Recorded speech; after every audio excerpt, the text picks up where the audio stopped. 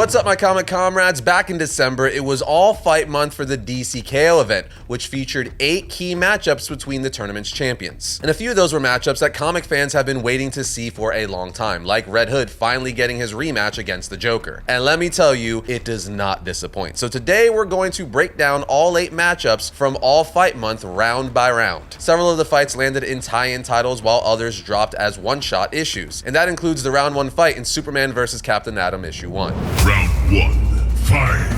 The issue starts off giving us a brief origin of Captain Atom because, generally speaking, he's not as well known as, let's say, Superman or Batman. It begins with narration from Captain Atom that says, "I was born Nathaniel Christopher Atom in a small town of America. Growing up where I didn't have a lot of options or control over my future. So I signed up and took to the skies. When the time came for me to make a sacrifice for my country, I did it. I took control of my future. I was reborn with powers beyond anything I could imagine. And I became more, an agent of good, a superhero, a weapon, but there is one role I've always denied, the title of a god," as we see a massive splash page of Captain Atom in space. We're then taken to round 2 of the DC K.O tournament, which took place in issue 2 of DC K.O, where we see Superman yelling at Captain Atom, as Captain Atom's captions essentially say, "I've been yelled at a few times in my life, but I gotta say, you haven't lived until you've been yelled at by Superman." He's angry, more than I've ever seen. He's upset that I took out his cousin from the tournament with a little friendly fire. He doesn't get it. I had to make it to the next round. He doesn't want to admit we're at war. And when we're at war, we make sacrifices. Eventually, Captain Atom asks, "Are you done? Can I speak now?" Superman asks, "Am I done?" Captain Atom replies, "Here's what I saw. You were down for the count, big guy, and Lex and Joker and their buddies were winning, and you were too worried about everyone else to do what needed to be done. What did Batman tell you? Get your head in the game, right? You could be mad at me all you want, but my guess is things are only going to get harder from here." Superman then says, "You and I are going to have a long talk when this is all over, Nathaniel Captain Atom." But Captain Atom just mocks Superman, saying, "Sir, yes, sir." As the Heart of Apocalypse says, "Prepare for the next round, champions," as Captain Atom is brought into limbo of sorts. As his captions say, Superman's not going to like that, the fact that I saluted him, but I don't answer to him. Back in limbo, huh? Not the first time I've been teleported from world to world without control. Time Trapper said we needed to show no mercy to become the King Omega. We had to be like Darkseid, so I did. I have the power and the experience. I'm going to win, no matter who I have to fight." As he curses, seeing he has to fight Superman. The Heart of Apocalypse then narrates saying, "Captain Atom, Superman, to advance to the next level, you must engage in a contest of hand-to-hand combat. Best 2 out of 3 wins. When one combatant loses, that combatant must choose a form to ensure victory. The only way forward is to fight." Captain Atom then asks, "Is this the real Metropolis, Supes? The Heart gave you home court advantage." Superman then listens, saying, "Sounds like it. I could hear the people, but it's missing something." Captain Atom replies, "It's messing with us, trying to make us worried about really throwing down with each other if there's civilians present." Superman then grabs Captain Atom, saying, "It chose the 2 of us for a reason, Nathaniel. We need to be careful." But Captain Atom isn't about it, as he says, "There you go again, Superman, not getting it. I'm playing to win. Can you say the same?" As he punches Superman not through 1, but through 3 skyscrapers. As his captions say, "I hope Superman sees this hurts me as much as it hurts him." Now, that was an insane punch, but not for Superman, all right? He ain't going out that easy, so he gets back up out of the rubble saying, "Captain Atom, what are you doing? The Heart manufactures realities. These buildings, they could be full of real people." But Captain comes flying in with a punch saying, "That's debatable." But Superman just catches Captain's fist in the palm of his hand saying, "It's really not," as the sudden stop causes a massive boom. Yeah, these are 2 powerhouses going at it all out. Superman then grabs Captain Atom and chucks him into the ground below as the 2 start trading punches. But ultimately, Captain Atom says, "You know how this ends, right? The winner gets the power to kill Darkseid." Now, I know you've had run-ins with Kryptonite recently, but can you survive this kind of 1-2 punch? Red Sun energy and Kryptonite, as he uses his power over atoms to form Kryptonite and Red Sun atoms around each of his fists, punching Superman with a Kryptonite fist and a Red Sun fist. Superman then wipes blood off his lip, saying, "Maybe you're right. Maybe I can't be that ruthless.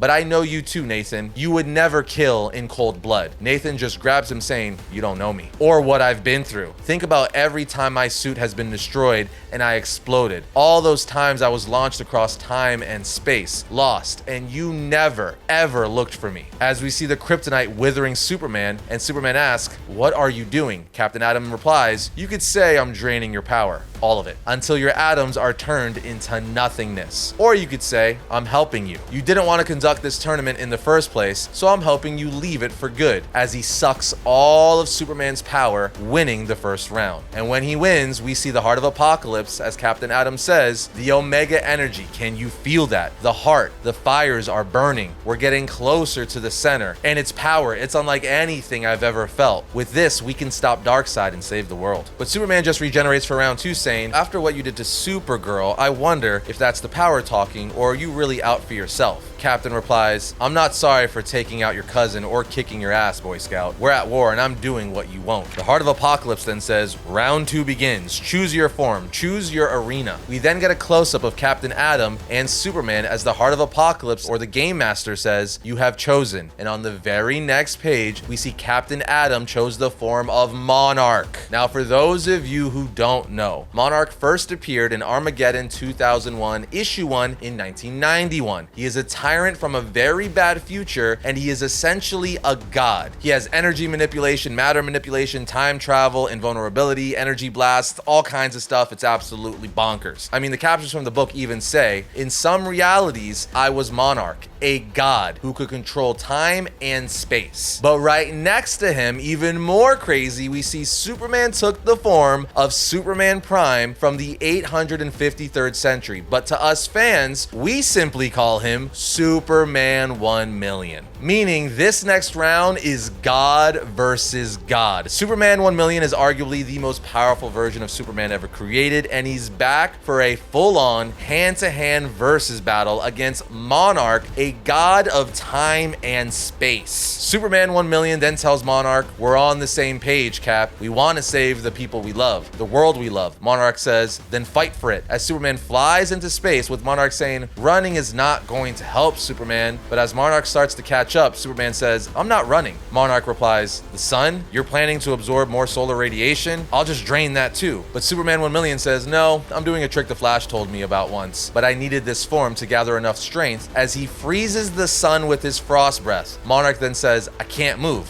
What did you? Superman tells him, I used every bit of power I had. Atoms and quantum fields can be slowed down when exposed to extreme cold, including us. But I have just enough power left after a lifetime in the sun to outlast you. As Monarch dies, with Superman winning the second round. But let's pause for a second. In this form, you know, Superman 1 million, Superman was able to blow out the sun, put it out, make it an ice cube. That's just kind of an insane feat, so just had to put that out there. After this, the Heart of Apocalypse and Game Master says, round 2, combatants and regeneration complete. Choose your form. Captain says, I know what I did wrong last time. Superman says, be careful. No matter what we do here, we need to be ourselves. We can't lose who we are in this twisted game. Just now, I felt the same Omega power you felt. It was intoxicating. But can't you see, the closer we get to the heart, the more it manipulates us? Captain says, sorry, but I know what needs to be done. Instead of choosing one form, I will choose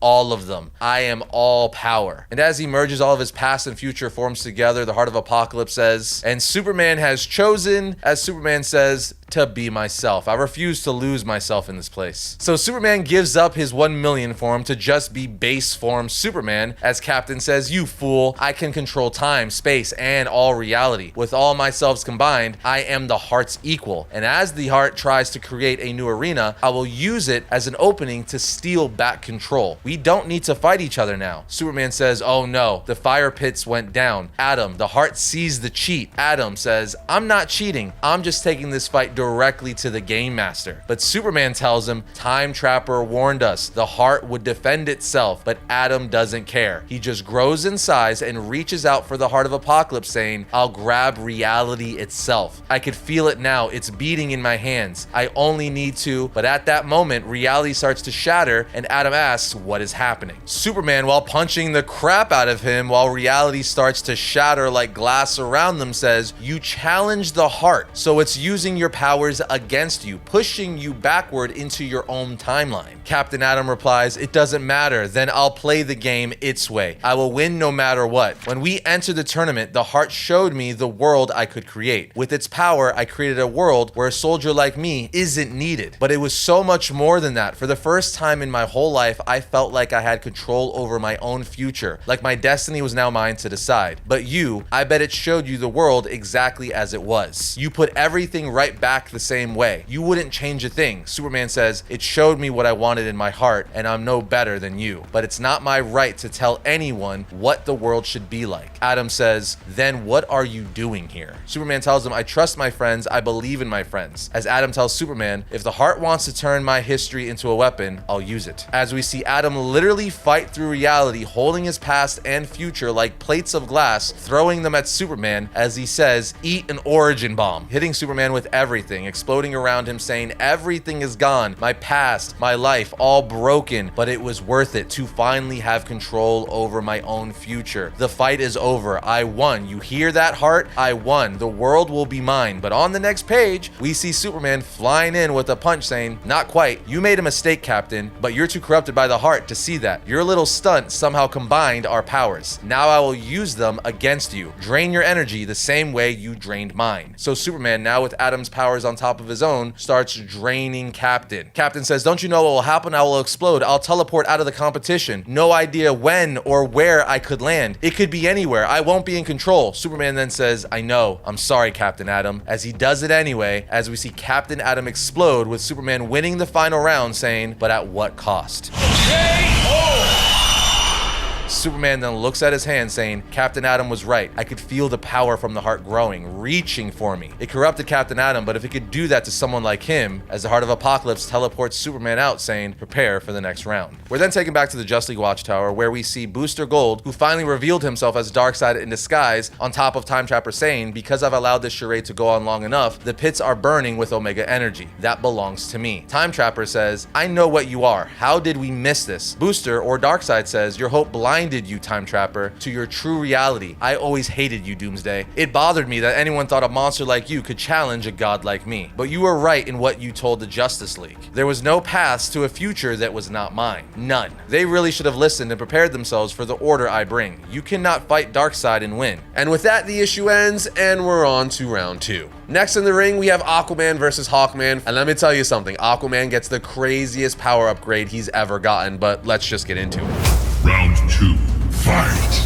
It opens up with Aquaman and Hawkman facing off against one another as the Heart of Apocalypse says, "Let the battle commence." Aquaman's captions say, "Someday when these stories are told to those that survive, they will talk about the wonders of the heroes that strode upon the battlefield. And to be sure, the tales will be tall, the events almost unbelievable. But of all the battles, there is only one that wasn't a battle of just mere mortals and heroes. No, there is one battle that was of something more, of men and the gods they became," as we see Aquaman and Hawkman charge each other and clash. The comic then takes us to 24 hours earlier before the start of the KO tournament, as we see Aquaman and several other characters inside of a ship. Arthur's people say, "We'll fight by your side, Arthur." One of them says, "This is foolishness. Instead of being part of some game, we should be out there defending the oceans." But Aquaman tells her, "No, these are my friends, family. I trust them. If they say this is the only way to save the universe, then I believe them. It is what it is, and I will do what I must." Aquaman's daughter then says, "And my father will win. I know it." He replies, "Pray I do, child. Pray I do." She then presents a charm to him saying, "Wait, father, take this. It's a good luck charm." He then walks out saying, "Thank you. I will wear it and bring it back to you, Andrea. Look after them for me, would you?" She replies, "Of course. Anything for you." We're then taken back to the fight between Aquaman and Hawkman as Hawkman says, "Aquaman, Arthur, my ally, my friend," as he tells tells Aquaman, I have been a warrior throughout many generations, Arthur. You can't win this. Hawkman's internal monologue then says, he has always been a good man, a good king, a good husband, a hero on both land and sea. As Aquaman tells Hawkman, things have changed, Carter, but Hawkman responds, they haven't changed enough. Now I'm just gonna pause right there because that is foreshadowing from Arthur. Just remember that I said that. Anyway, Hawkman's monologue then says, he recently lost his love Mira. Is that the darkness I sense in him, like a rolling sea in a storm? Though it does not matter. What hope does one who swims have against those that fly? Aquaman then pulls out his trident and starts spinning it, but Hawkman flies down and hits him across the face with his mace. Hawkman then says, I'm sorry, friend. It would have been easier if there was water around, I'm sure. Aquaman with a bloody face gets up saying, there's always water, as he starts pulling water from the ground as the earth starts rumbling. We then see water shooting up everywhere from the ground as Aquaman says, do you understand what made the canyons you fly through, the continents you walk upon? Hawkman says, impossible, as he tries to weave through all the geysers. Aquaman says, humanity lives only because the water resides. Fly, Carter, fly as fast as you can, as Aquaman uses the water to shoot himself up in the air after Hawkman. Hawkman, while flying away, says something is wrong. He's never had that level of power to control as much as he does. The water, enough to fill the air, to shrink the distance between us. How can this be? As Aquaman catches up to Hawkman in the air, riding a tidal wave that engulfs Hawkman. Hawkman says to himself, everywhere water I stretch trying to move up, but which way is up? And now I know this is not the friend I knew. This is something else,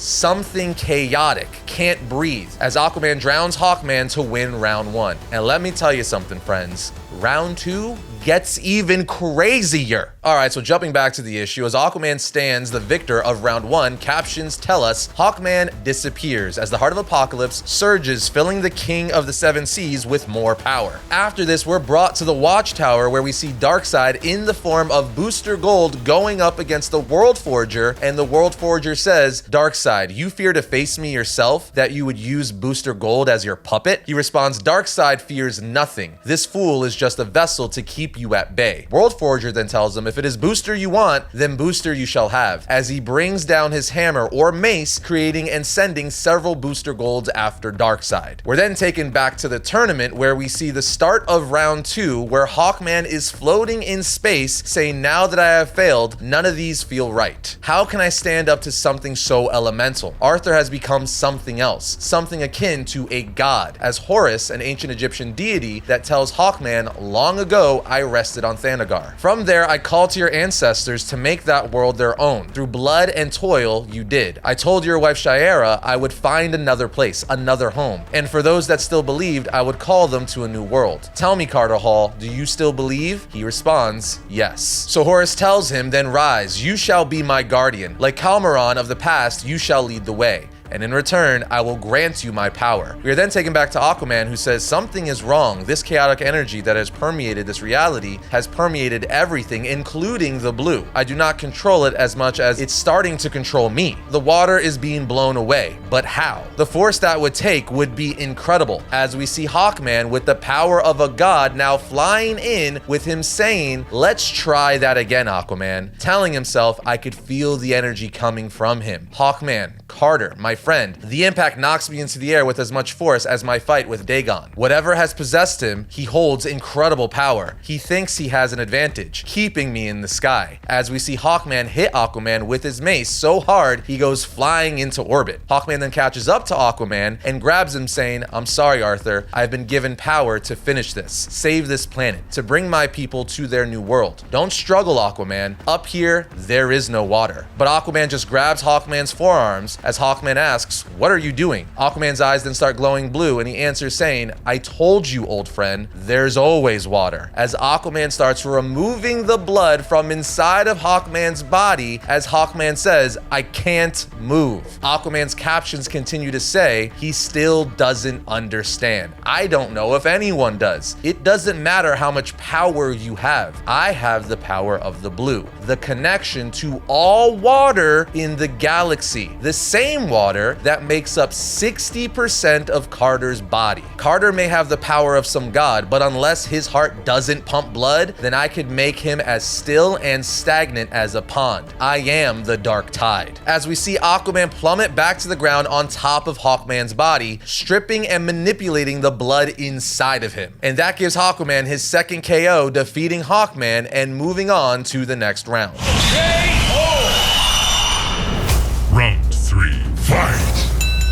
For round 3, we move on to Wonder Woman vs. Lobo in their All Fight Month one-shot. Alright, so Wonder Woman vs. Lobo starts off with someone watching TV in the clouds on a couch, literally flipping through the channels as they're clipping their toenails before getting to a station that's airing Lobo vs. Wonder Woman. Then on the next page, we're brought inside that TV, or a close-up of it at least, as Lobo says, "What are you gonna do, little lady? Slaughter me? Disembowel me? Didn't nobody tell you? I'm the big cheese, the main man, and I can't die." As the person watches the TV, pauses it saying, "What do we have here?" As the TV says, round 1, and we're brought to the fight inside of a wrestling ring where an announcer is saying, "Ladies and gentlemen, rev up your engines and lock up your liquor cabinets." From the farthest, darkest reaches of space, he is the intergalactic bounty hunter, the last Zarnian, the biker of the cosmos, the main man, Lobo. We then get a little panel of Wonder Woman who's suiting up, putting on her boots, bracelets, tiara, lasso, and even her lipstick. As the announcer says, hailing from the hidden island of Themyscira, she is the chosen champion of Olympus, the Amazon enforcer, Wonder Woman, who makes her way to the ring. So with both opponents in the ring, the question is who's going to win this round of the DC K.O. tournament and move on to the next? Well, as the announcer says fight, the Game Master and or the Heart of Apocalypse says, "Let the battle commence," at which point Wonder Woman quickly delivers several punches to Lobo. This pisses off Lobo, who says, "You want to fight like a man? Well, daddy's got something for you," as he grabs her by the hair and punches her to the floor, giving her a bloody mouth as Lobo turns to the crowd saying, "That's right, that's your main man. Next time, bring something bigger." But as Lobo is feeding off the crowd thinking he's already won, Wonder Woman's like, "No though,"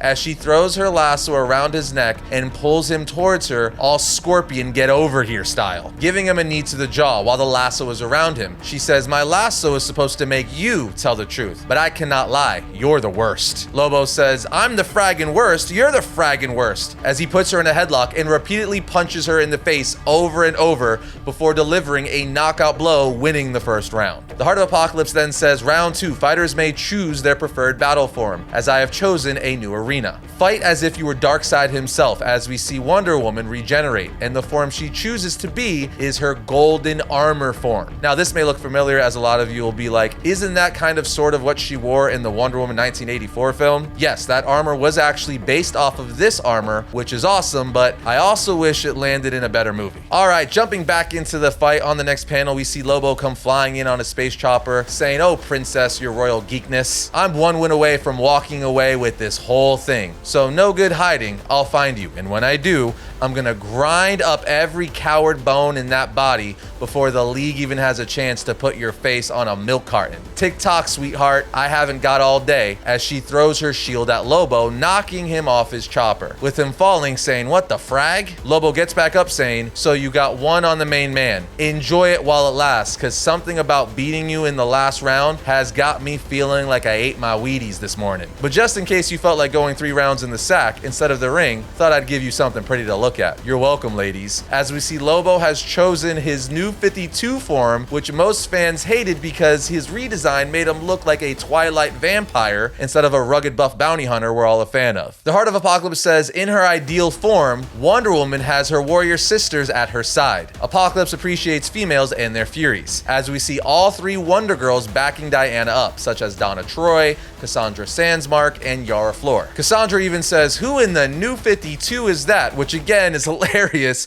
because this was not a well-received look and redesign for Lobo. Anyway, Lobo answers, "Yeah, well, the main man's never needed an army to fight for. I only ever needed one. Are you ready to get that armor dented, baby?" So Wonder Woman in her golden armor with her Wonder Girls behind her start attacking attacking Lobo. Wonder Woman even uses her sword to chop off Lobo's arm as Yara backhands Lobo with his own arm. Wonder Woman then says, "You may be in a temple, but no one will answer your prayers here," as Lobo says, "Will ya look at that? Good as new," as his arm regenerates, because if you were not aware, Lobo actually has one of the best healing factors in all of comic books. From here, Cassandra and Donna start attacking Lobo, with him being like, "Take it easy, gals, there's enough of me to go around." At this point, Lobo is able to get the upper hand and throw the Wonder Girls off of him, being like, "Don't worry, you'll all get your autographs after the concussions wear off. How about it, doll? Give me a kiss. I'll go easy on ya," leaning towards Donna Troy. But she just pushes him away, saying, "Get any closer and I won't." At which point, Wonder Woman flies in and chops off one of Lobo's legs as Wonder Girl starts ground pounding Lobo, and as he crawls away, he says, "What happened to good old Themyscira and hospitality?" But before he could say anything else or try to fight back, we see Wonder Woman has hijacked his chopper, beelining it straight for Lobo, ultimately cutting him in half. And with that, Wonder Woman wins round 2, saying, "Looks like you'll limp away from this thing a loser." While we simultaneously see someone click a remote who's watching this on their TV screen. But there's still one final round left. As the Heart of Apocalypse says, to test the full power of two evenly matched immortals, this round will be a series of classic contests to establish which of our brawlers is the one true champion. As we see, the series of classic contests include a galactic slap match where Wonder Woman slaps the crap out of Lobo, a shin kicking championship where Lobo shatters Wonder Woman's shin, a chess boxing showdown where Wonder Woman gets a beautiful knockout, and a car jiu-jitsu invitational where they both have to do jiu-jitsu inside of a car. Then right after this, we see an angel ask the person watching TV in the clouds, "Time to go?" The person responds, "I need to see this for myself." Yeah, this is going where we all think it's going. From here, the final round begins the final contest, as the Heart of Apocalypse says, gladiatorial combat where the winner takes all. Lobo says, "Don't give me that glare, honey. You know part of you is enjoying this. I can smell it. One of these days, me and you will really have to get it on, but for now, I've got business to attend to," as he runs up to get weapons for their gladiator combat, which are a bunch of guns. As he starts unloading on Wonder Woman, saying, "The main man is about to be King Omega, and I'll be wearing your skull as a crown." But Wonder Woman uses her bracelets to block every single bullet shot, with Lobo annoyed, saying, "Now you're really cheesing me off. Just die already." But after he sets off one last shot,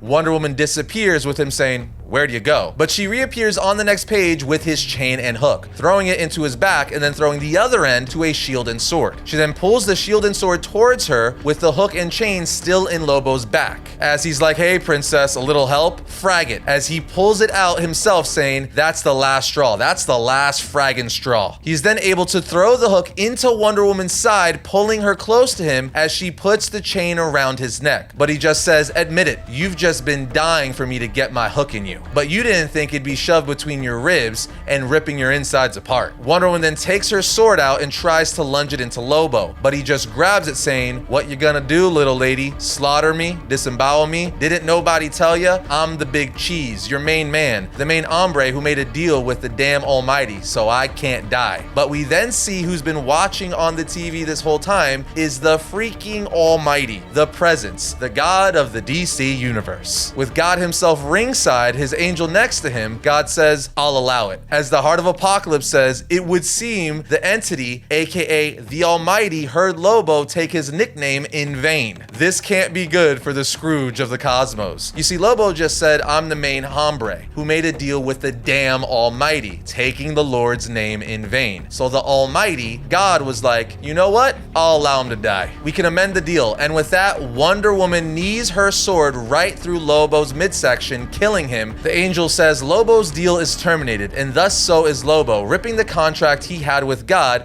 meaning he can now die and has officially been eliminated from the DC K.O tournament, with Wonder Woman moving on. But this is huge, because does this mean that now Lobo is no longer immortal? Like, is this still going to be a thing after the DC K.O event? Because the DC K.O event and all these one-shots are canon in the DC main continuity. So unless something gets reset at the end of DC K.O, which is very likely, Lobo is no longer immortal and is officially dead. Now, the last 2 pages of the issue are an interlude with Darkseid in the form of Booster Gold in the Watchtower, having recently taken out Time Trapper in DC K.O Superman vs. Captain Atom. And now now he's going after the World Forger, who he also easily takes out, with him ultimately saying to the World Forger, as annoying as you've been, World Forger, at least you've served your purpose. That was inevitable. But that brings us to the end of DC K.O. Wonder Woman versus Lobo, with Wonder Woman coming out on top. So let's move on to the next round. Round 4. Fight! All right, round 4 gives us Cyborg versus Swamp Thing in Titans issue 30, and the issue wastes no time getting into it as we find Cyborg and Swamp Thing already fighting, with round 1 of their 3-round fight already underway. Cyborg says to himself, in the superhero line of work, you don't always fight villains. Sometimes you have to fight your friends. Maybe they're mind-controlled, manipulated somehow, in some evildoer's villainous scheme. Maybe it's simply a stupid misunderstanding. My point is, sometimes superheroes fight superheroes. It happens, and so you pull your punches. Maybe a little, maybe a lot, but there's always an awareness of who you're fighting, that ultimately you are on the same side and fighting for the same reason. But not when the stakes are this high, not when the winner can literally reshape reality in their image. As Swamp Thing uses his tree branch arms to grab hold of Cyborg, pushing him back. He says to Cyborg, for my part, Cyborg, I am sorry this has to end this way. But Cyborg just cannons up, if you will, and says, you and me both, Swamp Thing. Then on the next page, we see Cyborg unleash the blast from his cannons on Swamp Thing, as he says, so when Swamp Thing came at me with vine thorns and fists, I countered with fire, sonic cannons, and a blast of ultraviolet sea light, powerful enough to kill every bit of plant life from Seattle to San Diego. And with that, Cyborg takes round 1, and as he stands there looking at Swamp Thing turn to ash, he says it was an ugly end. But if Darkseid isn't stopped, ugly doesn't begin to describe what he has planned. For my friends, for the Titans, heck, for all mankind, I had to win. And now I have to do the whole damn thing all over again. Best 2 out of 3. That's the rules. Whoever comes out on top will be imbued with Omega energy. They say with that much power, the winner will be able to stop Darkseid's return. As we enter round 2, the Heart of Apocalypse says, choose your form and prepare for round 2. As Cyborg looks at all the different variations of himself, he says, whoa, would you look at that? He then says to himself, our game master, the Heart of Apocalypse, shows me every variation of me and more. Some from my past, some from variations I've never imagined, stretching as far as the eye can see. The form I choose should give me the upper hand in the next fight. But I beat Swamp Thing pretty definitively last round, so I figured if it ain't broke, it ain't need fixing. As Cyborg chooses to keep the same form he had from round 1, but when Swamp Thing respawns, he starts having second thoughts. When he takes a look at Swamp Thing, he says, my opponent, though, clearly had other ideas. Hey, no hard feelings about the beatdown I gave you last time around. We both are doing what we have to do, right, Levi? Or are you Alec Holland? Which Swamp Thing am I dealing with? Swamp Thing replies, I am Swamp Thing. That is all you need to know. As for the beatdown, it was necessary observing how you fight, gauging your abilities. It's how I ensure my victory, as he ejects plant spores and vines at Cyborg. Cyborg then says to himself, looks like he came with a plan. He's fighting smarter this time around. He then tells Swamp Thing, nice try. You really think a cybernetic machine man equipped with a freaking mother box is going to be bothered by a few toxic plant farts? There's a reason they call me Cyborg, as he creates a gigantic sonic cannon to blast Swamp Thing with, and it cuts Swamp Thing in half. But he quickly puts himself back together, not even flinching, saying to Cyborg, yes, but for all your mechanical enhancements, you are still but a man, arrogant like all humans. You know what I am? Cyborg says to himself, yeah, I do. Avatar of the Earth, elementals, go back to the beginning of time, almost limitless with his power to shape himself and the environment. He wasn't just fighting with his powers, he was using his head this time around, literally in this case. As we see Swamp Thing make his head massive, at which point he eats Cyborg, swallowing him. Now having been swallowed, Cyborg says to himself, but he was getting in my head as well. Swamp Thing then starts to talk to Cyborg, who's trying to cut himself out of Swamp Thing, as Swamp Thing says, nature is patient. You are but a mote on the earth, existing for but a flicker in time. Machines break, humans die. Your teammates, all you know, all you've ever done will be forgotten. I am the earth, timeless, enduring, yet you are the one to stop Darkseid? Can you fight for the planet better than it fights for itself? This causes Cyborg to pause for a second, thinking of what Swamp Thing is saying, as he says to himself, I shouldn't have listened to a word, but it was enough to stop me for a split second, to make me hesitate, make me doubt, time enough for the digestive acids to wreak havoc on my circuitry. That was the end of round 2, and the end of me as well. As Swamp Thing digests Cyborg in his damn plant stomach like a Venus flytrap from hell. From here, we go straight to the final round, where we see Cyborg respawn in what looks like a Swamp Thing buster version of himself. Oh, and as he squares off with Swamp Thing, his monologue says, First round, I got cocky. Second round, I let Swamp Thing psych me out, knock me off my high horse. I gotta admit, his talk of being alone hit the hardest. The Titans are the only family I have left, and they're scattered across the universe. If they're gone, what am I fighting for? For a moment, the thought makes me hesitate, but Swamp Thing was wrong. I didn't come this far to throw in the towel. Of all the forms I could have chosen, this was the one it had to be. As Swamp Thing says to Cyborg, "You appear more cautious this time, Cyborg. Is that form supposed to protect you this time around? I don't need to choose a singular form, nor do I have to fight you one-on-one. I am Legion." As Swamp Thing multiplies himself 10 times over, making a bunch of different forms of himself as he is the Green. We then see Cyborg surrounded by a legion of Swamp Things as he puts on a force field around himself and starts powering up, saying, "That's where you're wrong, and that's when I show Swamp Thing why I chose this Cyborg form. This Titanic form, which shoots star bolts and shadow magic, arrows, and eskrima sticks, equipped with razor-sharp claws and unbreakable bonds," as he starts taking out Swamp Thing. So essentially, this Titanic form he chose has all the powers of his fellow Teen Titans. He then looks at Swamp Thing himself, saying, "You think you're timeless, enduring? So is friendship, loyalty, and whether the Titans are dead or alive right now, I fight for them. I carry them with me, fighting the fight they'd want me to. With them, I am never alone, and I'll never give up." Swamp Thing looks at Cyborg and says, "Good." Cyborg replies, "What?" Swamp Thing then grabs Cyborg's arm, saying, "Promise me, when it's time to fight Darkseid, you do it with every bit of integrity, heart, and perseverance that you did here with me. Promise me and then do it." Cyborg says, "I promise, thank you." Swamp Thing then allows Cyborg to kill him with one final cannon blast. And with that, the Heart of Apocalypse says, round 3 goes to Cyborg. Cyborg wins. Prepare for next battle, as Cyborg says to himself, "Doesn't exactly feel like a victory, but I won. So what's next? And what is it gonna take to save the world?" The comic then ends with an interlude from the Watchtower where we see Booster Gold, who's possessed by Darkseid, taking out the World Forger. He says, "You're finished, World Forger. This rift is the last remnant of my defeat, an energy imprint from my death. But by using Booster Gold's temporal energy, I can reverse the interference of the Quantum Quorum and accelerate the transformation of Earth into a new apocalypse." But a voice from behind says, "No, Darkseid, not while Grodd has the power to stop you." And with that, we move into round 5 with the Harley Quinn versus Zatanna one-shot. Round 5. Fight!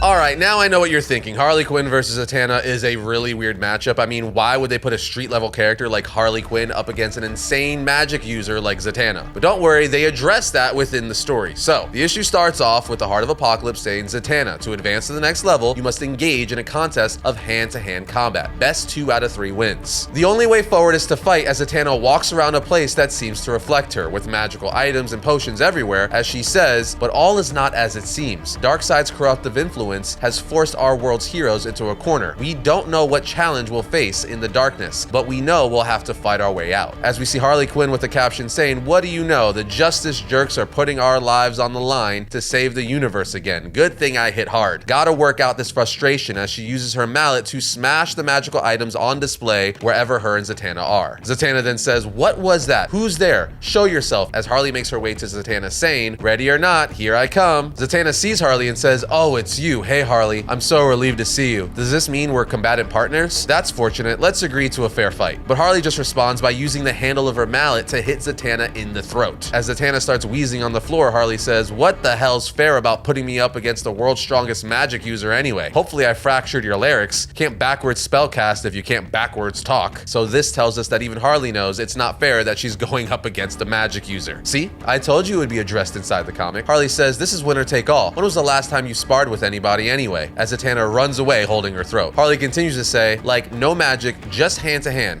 All right then, I'll teach you this lesson for free, but the next one's gonna cost you." As she starts chasing Zatanna down this magical house of sorts, Harley then says, "Quit wasting my time, Sparkle Fingers. I got a 9 to 5 these days over at the Destruction Agency. Being King Omega could be real handy, come to think of it. Or Queen Omega. Do we need to gender this thing?" She eventually finds Zatanna spinning her mallet and then asks, "How's your throat feeling?" Quick question, as she hits Zatanna in the stomach with it. Harley then tells Zatanna, who's holding her stomach and coughing on the ground, "Just wanted to know if you could talk yet. We can't have that that as she jumps in the air with her mallet and then brings it down handle first right into Zatanna's stomach, KOing her, winning the first round. The Heart of Apocalypse then says, round 1, Harley Quinn. Harley then starts to feel weird and even asks herself what this feeling is as she starts going through a bunch of different wardrobe changes from different looks, saying, so many possible me's. Are these all versions of me from different timelines? I've had some multiverse shenanigans before, not with stakes this high before though. Don't know if I'll survive much further after Z in the tournament really. Nothing like participating in a crossover event to remind you of your mortality, as she looks at us the reader saying, oh, this is so fun. Zatanna then shows up saying, the form changes are a boon meant to enhance the stakes of the fight. Harley then says, hey Z, sounded kind of raspy there. Zatanna says, that was a dirty trick, Harley. Harley says, yeah, well, that was the whole point. Zatanna then takes off her jacket saying, I can kick your ass without magic for the record. Without gimmicks. Harley then says, atta girl, this should be interesting, folks. Zatanna asks, who are you talking to? And Harley says, no one, don't worry about it. As Harley continues to break the fourth wall, the Heart of Apocalypse then says, round 2, fight. As Zatanna says, the arena adapts to us as well. We started out on something in my mind, but Harley interrupts saying, this is me. I've been playing a lot of retro video games lately. As Zatanna says, no more tricks, Quinn. She goes to punch Harley, but she dodges with Harley biting her earring out of her ear. She then says, aren't you tired of trying to be a better person, Zatanna? Zatanna then just says a spell to heal her ear, as Harley says, see, there you go. I never had a chance of having a fair fight with someone who could heal herself. Harley then grabs her mallet saying, let's see how many bones I have to break before you lose this round. As she starts swinging her mallet at Zatanna again, but Zatanna just grabs something and stabs Harley in the leg. As Harley says, well, you know what they say, thigh for a thigh, as she pulls it out of her thigh and stabs it into Zatanna's. The two then continue trading blows for 2 more pages before Zatanna is able to deliver the KO punch, winning round 2. Zatanna then says, the Omega energy, I could feel its corrosive influence like mocking tar flooding my veins. As the heart says, choose your form and prepare for round 3. Zatanna says, no more tricks, but I don't need a costume change or a power up to beat Harley. As Harley says, we're tied up, Z, so what do you say we make this last round interesting? Want to level the playing field a little? Zatanna says, what did you have in mind? Harley says, I'll borrow some of your magic, technically not against the rules, right? As we see Harley now looking more like Zatanna, having magical abilities granted to her by the Heart of Apocalypse for this final round. Harley then says, look at this kaleidoscope of light and wonder, how amazing, as the Heart of Apocalypse says, final round. Zatanna then says, what? This new stage is a blank void. I'm assuming because we're tied, so the blankless is meant to be an equalizer. Harley says, blankness? It's a dimensional zeotrope, Z. See? The big finale. Zatanna asks, see what? And Harley says, you really can't see this? This spinny part right here? Zatanna asks, what spinny part? As Harley asks us, the reader, can you see this? Zatanna then says, who are you talking to? Not realizing that Harley keeps breaking the fourth wall. Harley answers, no one. Don't worry about it. As Zatanna says, stop gaslighting me with magical energy coming off her at this point. Harley then uses her newfound Zatanna magical abilities to attack Zatanna, all while antagonize her, saying, John Constantine, ex-Zatara's daughter, look at you, Z. A whole lifetime of running in the shadows of more powerful men. Aren't you sick of playing magical karaoke of your dead pop's greatest hits? Zatanna says, what now? You're gonna pull a rabbit out of your magical hat? As we see Harley put her hand in her hat, she answers, close, saying the magical sentence, and pulling out a magical gun, which she fires at Zatanna, saying, how does it feel to chase at the heels of a legacy you'll never reach anyhow? I wouldn't know. Harley continues saying, you don't just stand in Zatara's shadow, you set up shop there. You bought real estate there, Dead Daddy's girl. You made peace with being haunted by him because at least then it feels like he's still around. Zatanna finally screams, shut up, releasing a huge burst of magical energy as Harley says, there she is. There's our world's strongest magic user. As Harley is stabbed in the stomach with something as she says, damn Z, knew you had it in ya. And then on the next page, we see Harley got stabbed in the stomach by a magical construct from Zatanna. Zatanna then grabs Harley before she falls to the floor and says, no, no, no, no, no. As tears run down her face, she continues to say, not like this, Harley. This might be permanent. This is real. Harley then laughs, saying, I was never going to make it past you, Z. It was never a fair fight. For me, I knew I'd never win against you. But you got a real chance to win this whole thing. You needed a nudge in the morally gray direction. I knew you well enough to get you there. I wanted to help you find your headspace to continue on in the bracket. Use your ruthlessness, Z. Weaponize it. I'm glad it was you for what it's worth, because if I was going to die in here, at least I let a friend take me out. All I ask is that you go show those dorks what our world's strongest magic user could do. That's all, folks. As Harley dies, Zatanna screams, saying, I've never killed anyone before. I just had to murder my friend for what? Conquest? For the Omega energy I now feel coursing through my veins? To save the universe from the looming threat of Darkseid? I entered the tournament to gain enough power to save the universe, but I don't care about that now. The cost, whoa. Now I fight to undo a violence I've caused. I fight to the end because I can. For justice, because when I win, I will bring bring Harley back. As the Heart of Apocalypse says, round 3, Zatanna wins. Zatanna then continues to hold Harley's body as she says, Harley wanted me to access my rage. I won't waste it. As she makes fists with Harley's blood on her hands, she stands up saying, who's next? And with that, we're on to round 6. K.O. Now we're jumping into The Flash issue 28 with The Flash versus the Green Lantern.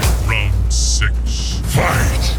The issue starts off with Wally West Flash running through the time stream holding an injured Impulse. As his captions say, my name is Wally West. I'm running through time again, and I'm running out of time yet again. Bart Allen sped into a burning time stream infected with Omega energy in order to try to defeat Darkseid in our recent past. He did this, of course, without a second thought. Did I mention Bart goes by the name Impulse? Darkseid nearly killed us both. So he fled backward another 100 years and change. That's when the Legion of Darkseid almost punched out my ticket with the help of Max Mercury from the late 19th century, but with his mind poisoned and converted by Omega energy, I think the actual Legion of superheroes are missing and or dead, and all that's left is the evil mirror perversions hellbent on killing the Speed Force and supplementing it with something called Omega Speed. Whatever this Legion has done has now robbed Bart of all his power, so here I am racing back into the future with him helpless in my arms to a very specific moment. A moment that if altered will have massive consequences for Bart and for the Speed Force, for everything. The night his grandfather Barry Allen became the Flash. I had to carry him powerless through time itself. Even with the protection of my aura, he will be disoriented.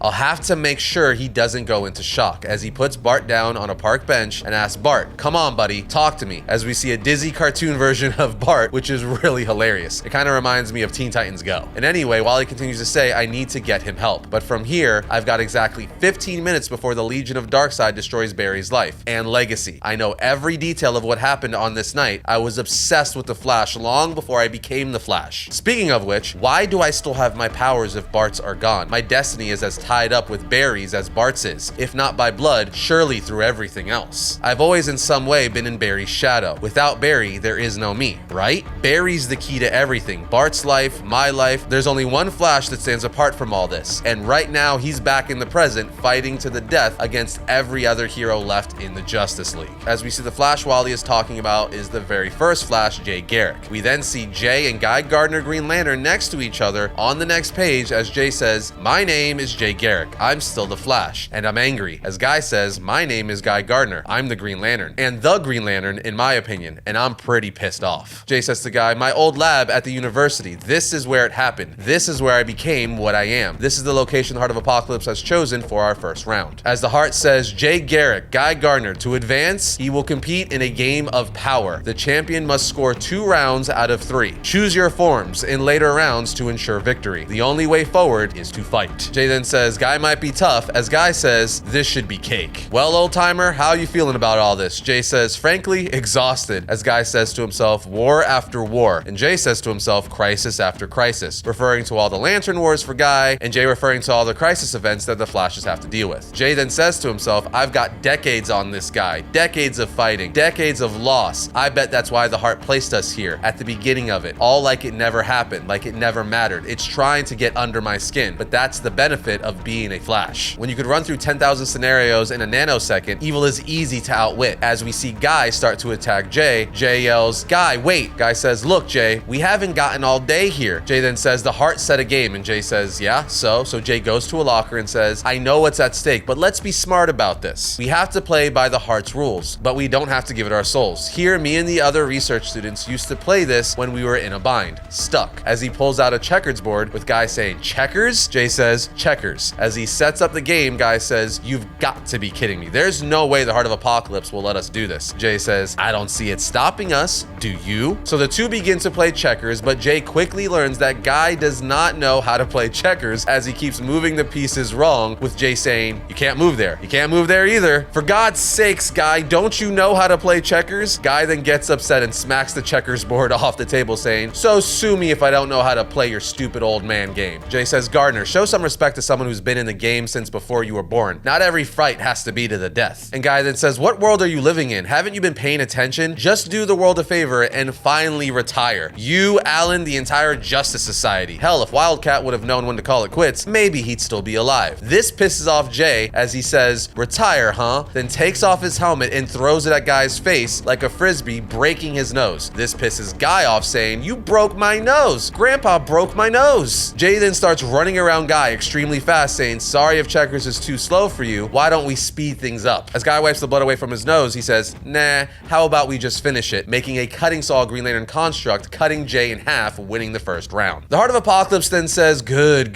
choose your next forms and prepare. Jay says, as angry as I am, I can't give in to this. I need to remember what I'm really made of. Guy then says, I just got stronger. I could feel it. Good. I'm gonna kill this geezer. Screw green, I'm going red. As we see, the form Guy chooses is his Red Lantern form. He then sees where they're fighting and says, oh look, the original JSA headquarters. Maybe we could play some bridge this round. Or how about some shuffleboard? Jay then says, careful Guy, storm's brewing. Guy says, where are you at, old man? Jay responds, I'm all around you because I am the Speed Force. That's right, Jay chose the form of the Speed Force. He's straight up just the Speed Force now, as he starts hitting Guy in the form of Speed Force lightning over and over while saying, I hit him again and again, even as I now feel the Speed Force in pain, suffering, dying. Red Rage isn't a great defense, Guy. Through the Speed Force, I could sense Wally's distress somewhere in the past. But I can't go to him now. I can't forfeit this fight. So instead, I strike the red ring with nearly a century of my own pent-up rage. I overloaded it, and I blow that tiny little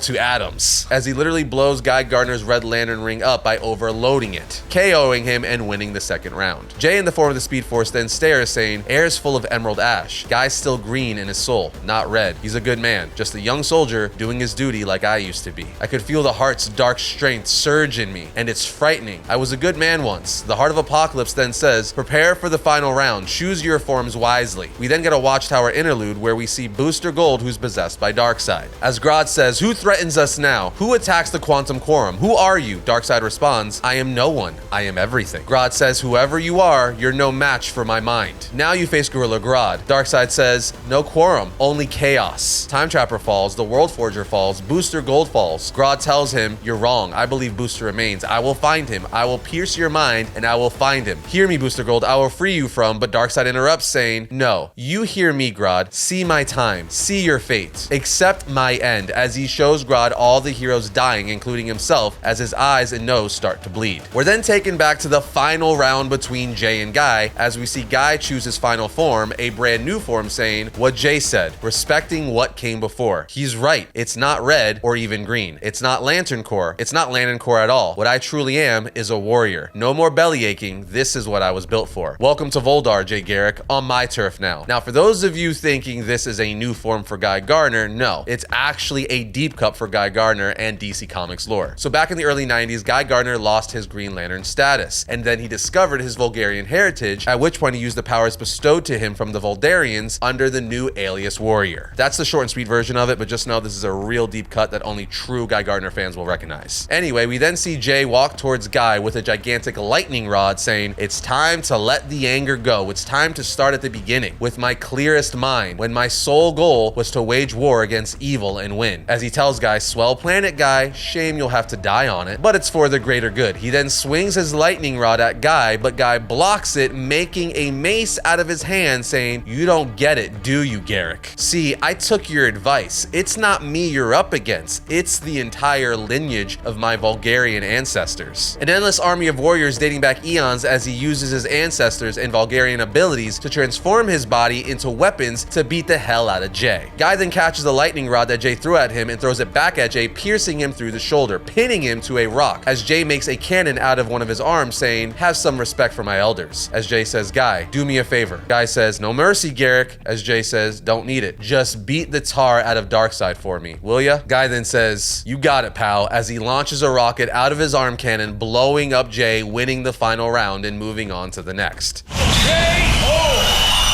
And with that, friends, we move on to round 7 in Superman 33 with Lex versus Etrigan. Round 7.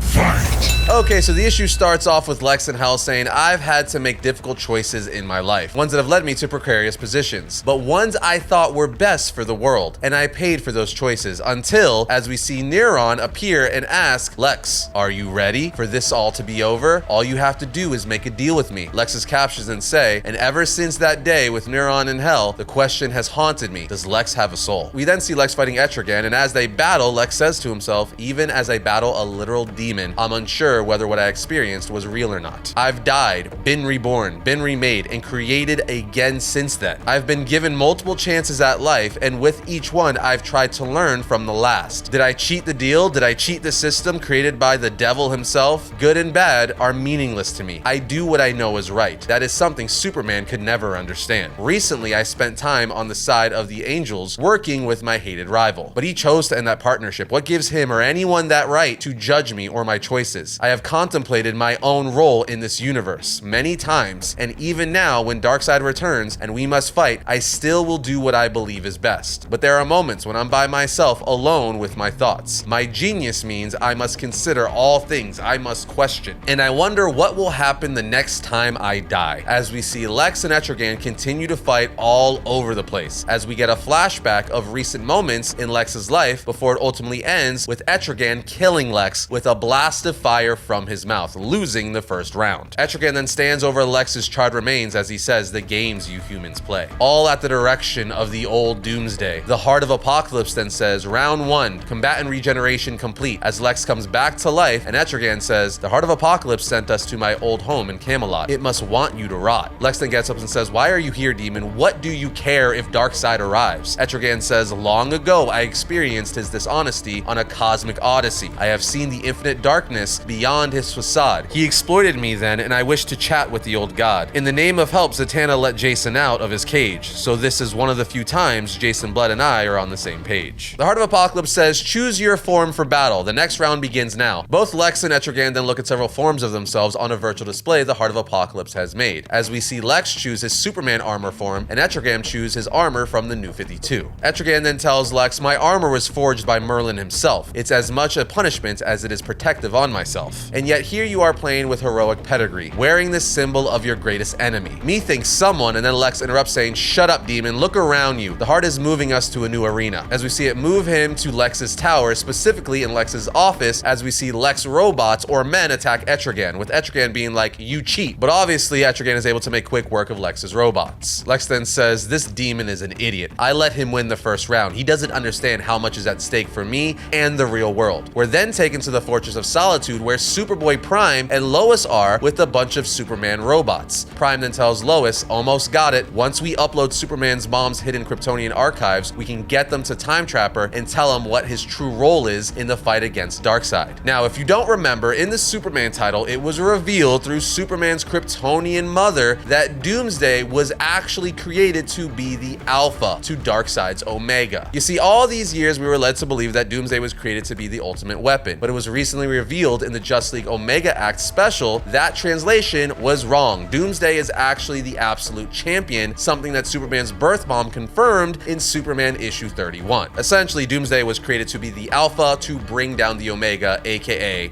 Darkseid. Anyway, I just wanted to bring you guys up to speed so you're not like, what the hell is going on with this Prime and Lois scene? Anyway, after Prime uploads the message to the robots, Lois says, "I know Clark made them, but their eyes lack humanity." Prime then jokes saying, "I for one welcome our robot overlords." Lois is like, "Prime, instead of making jokes, can you tell me why you're here?" Superman says, "You were in the future fighting against Darkseid's Legion." Prime responds, I did, but I found something out about the Legion that Superman needs to know." Long story short, Lois, Prime, and the Superman robots make their way to Time Trapper to deliver the message from Superman's birth mom. It's at this point we're brought back to the DC K.O. tournament, where Lex and Etrigan start beating the crap out of each other, but ultimately Lex tells Etrigan, "I didn't choose this armor for some kind of sentimental value. I know it's built into it. If we're going to play an Apocalypse game, then I must play with Apocalypse toys," as he pulls out a mother box saying, "How would you like a mother box through the face?" He then throws it at Etrigan's face, at which point it explodes and blows his head off, with Lex taking the second round. This brings us to the final round. As Etrigan regenerates, we see the final round is going to take place in Hell. Etrigan then says, "You got lucky, Lex. The next round I won't hold back. No more games. I will choose a form I enjoy as well. Finally, one free of the curse of rhyme. How do you like it, Lex? It stands for suffering," as we see Etrigan with an S on his chest. Etrigan then laughs and says, "The heart has done me a favor again. Home court advantage." Lex says, "Not quite. This is hardly my first time in the underworld." Etrigan says, "You reek of fire and brimstone. I love it. You think being cast in hell means you have a chance against me?" Lex tells him, "You misunderstand, demon. In my travels, I learned about myself, but also I learned about the ruins that were once carved into my skin. They were no accident. They were spells of preparation for possession." As he starts reciting a spell saying, Change the form of man, free the prince forever damned. Free the might from fleshy mire, boil the blood in the heart of fire. Gone the form of man, rise the demon Etrigan. As Lex literally steals Etrigan the demon from Jason Blood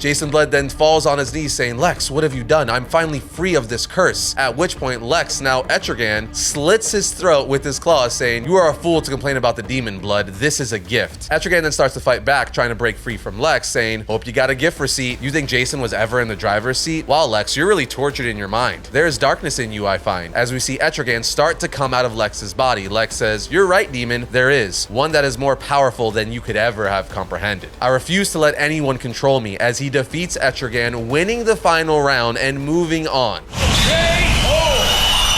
It's at this point Grodd starts talking to Lex telepathically, saying, Luthor, listen to me. We have been betrayed. Lex asks, what are you talking about? Speak quickly. The heart is shifting me to the next round. I might not be able to hear you. Grodd says, he tricked the heroes. We were fools. He played us. Lex asks, betrayed by who? As we see Booster Gold possessed by Darkseid say, the world will soon be mine. I will shed this skin and be reborn. As Time Trapper runs in saying, fight me, Darkseid. But Darkseid says, no, Time Trapper, your story is over and no one is coming to save you. And with that, the issue ends. With us seen on the final panel, Superboy Prime, the Superman robot, and Lois coming to do exactly that. But now we move into the final fight with Red Hood versus the Joker. Final round. Fight.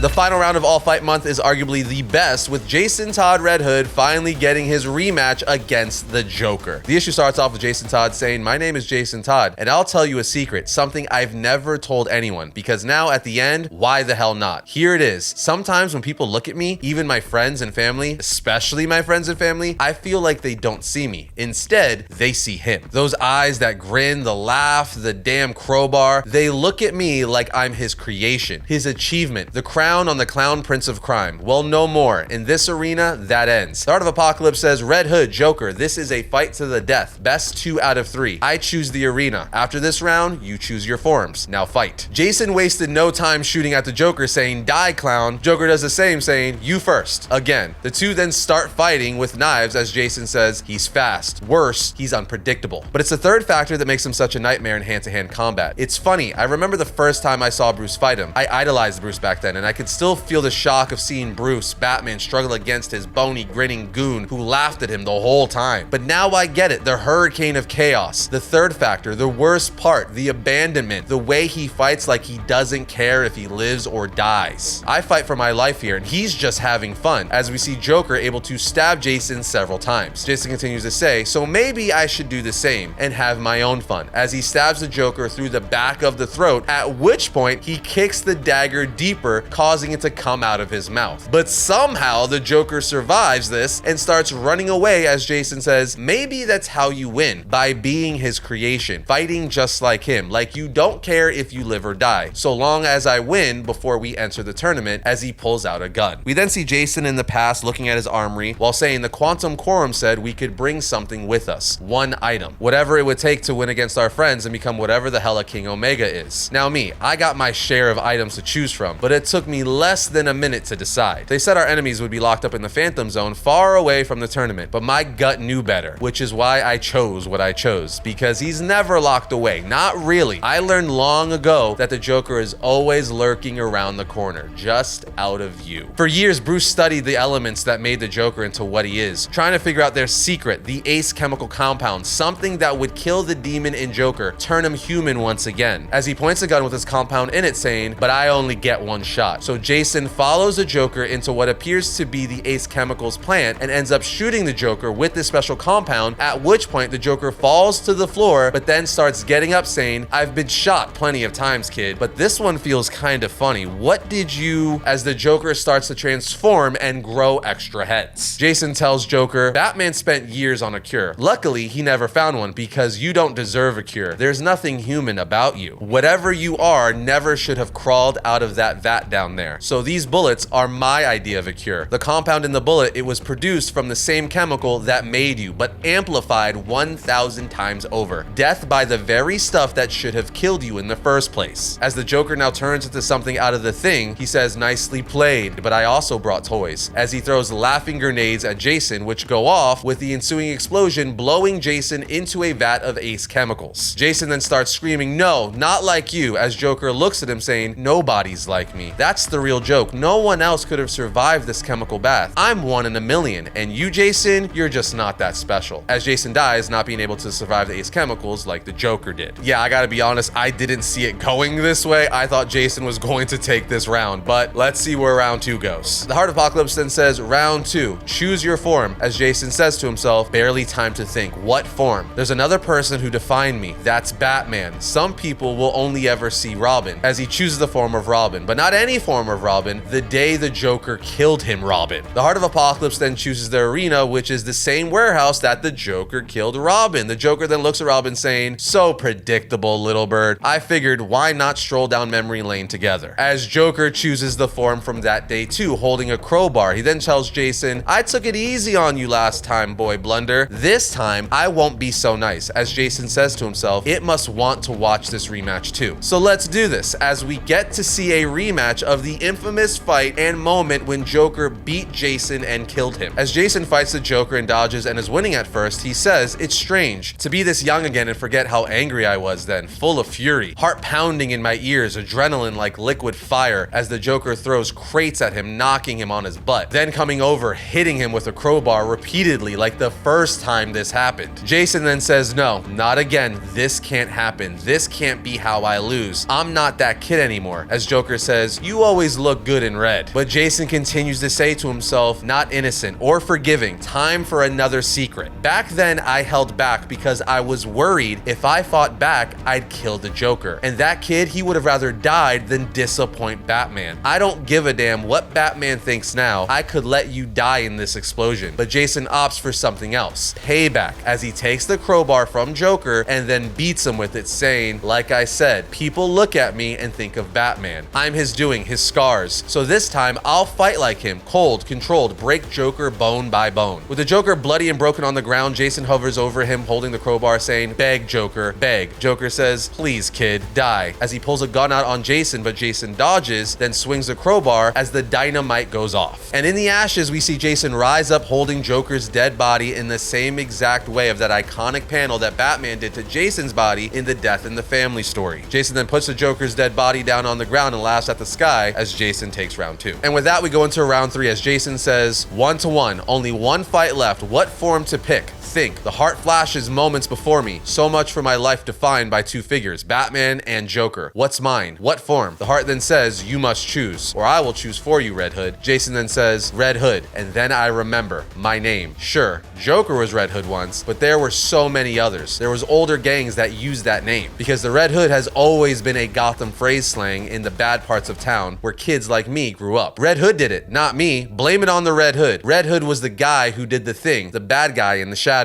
My friends and I played Red Hood as kids. Whoever was Red Hood had to chase the others down, hunt them. I even used to draw him. The Red Hood was our boogeyman, slum legend, an icon, a story much older than Batman or Joker. And I know then what form I have to take. It means some years from now, a little older, maybe not as fast or strong, but wiser. A Red Hood with a long legend all his own. As we see Joker takes the form of his version of Red Hood, saying, "Nice try, kiddo, but whatever form you take, you'll never be more than a footnote." As he swings an axe at Jason, but he dodges, with him retaliating by using a flamethrower from his gauntlet, saying, "I don't listen to him this time. I barely hear him at all." Is he laughing, screaming? I don't know. I'm not part of his storyline anymore. He's part of mine, and he's not my boogeyman. I'm his. As we see Joker stab Jason, with Jason eventually tackling him into a grave. Once in the grave, the two start fighting furiously back and forth, with the Joker stabbing Jason again and Jason stabbing Joker and so on and so forth, before Jason takes off Joker's Red Hood helmet and smashes his head in with it. Jason then climbs out of the grave saying, "Victory, I guess. Lost lots of blood. I feel lightheaded. Even if I die alongside him, I know I was not created by Joker or Batman. I made myself. I'm my own hero." He then says, "I am Red Hood," as we see Jason as a kid drawing himself as Red Hood. Jason then says, "I know he has some trick up his sleeve, some way to live on. But it doesn't matter, because tonight and forever, we both know who really won." But But the twist is, while it seemed like Jason won, he actually died first, leaning against the tombstone, because on the last page, we see the Joker's heart still beating as he says "ha" with KO over his face.